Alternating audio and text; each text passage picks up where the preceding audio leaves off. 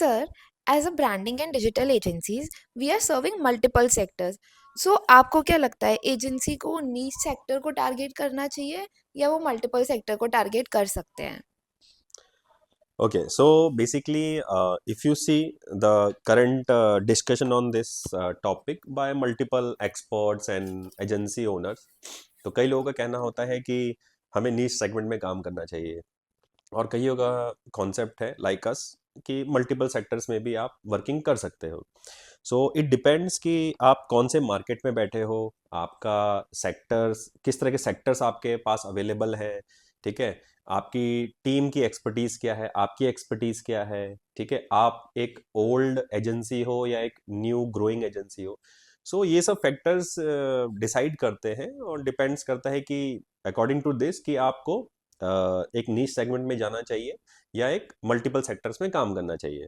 अब I will give the example. I am bit disconnected and don't agree with this concept कि एक agency को, एक branding agency और digital agency को एक नीश सेगमेंट में होना चाहिए। Why? because there are two part always any branding and marketing. So branding always the same. Okay, brand definition doesn't change, marketing definition doesn't change, the efforts, the style, the things, the concept doesn't change, only the things change in the execution part, right? So part can be developed. What do you mean by execution part? Execution part mean मैं jewellery के लिए design कर रहा हूँ, definitely एक different expertise की जरूरत है। मैं किसी फूड सेक्टर के लिए कर रहा हूँ, अलग एक्सपर्टीज चाहिए मेरे को। क्लोथिंग के लिए एक अलग एक्सपर्टीज चाहिए। So expertise is something different, but आप उसको एक प्रोफेशनल वे में डिलीवर कर सके उतना आपको आना चाहिए। सो अगर ये चारों पांचों चीजें आपको एक सही है आपके हिसाब से, तो देन यू कैन डिसाइड कि मुझे नीश में रहना है या मल्टीपल सेक्टर में रहना है। अनदर एग्जांपल, अभी सपोज आप एक ऐसे टाउन में और ऐसी सिटी में आप एक एजेंसी का कोई सोच रहा है, ठीक है।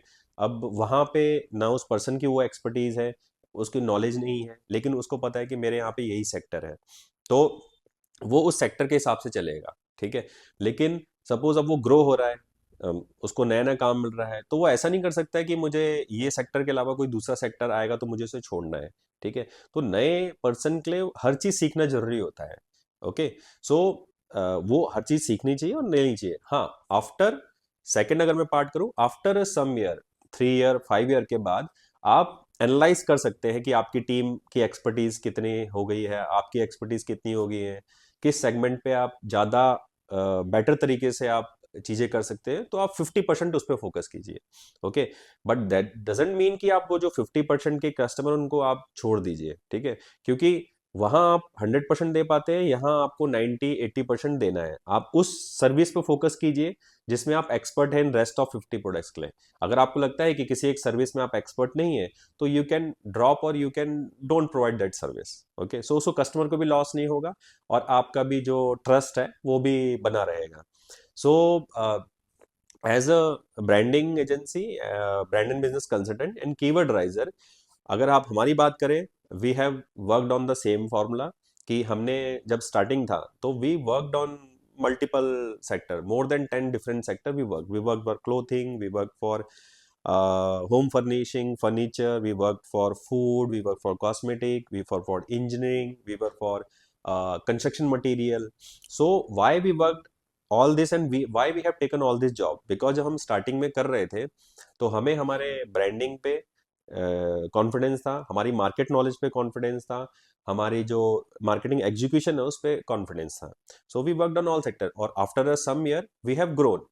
एक उसमें से एक सेगमेंट में हम ज्यादा ग्रोन हो गए और हम ज्यादा, हमारी अच्छी एक्सपर्टीज थी, because as a founder we worked in engineering company and all this, तो हमने उस पर ज्यादा फोकस किया, उसमें पोटेंशियल भी ज्यादा था, ठीक है। और उसमें हम बहुत बेटर कर सकते थे अगेंस्ट अदर्स और हम अच्छे रिजल्ट दे सकते थे।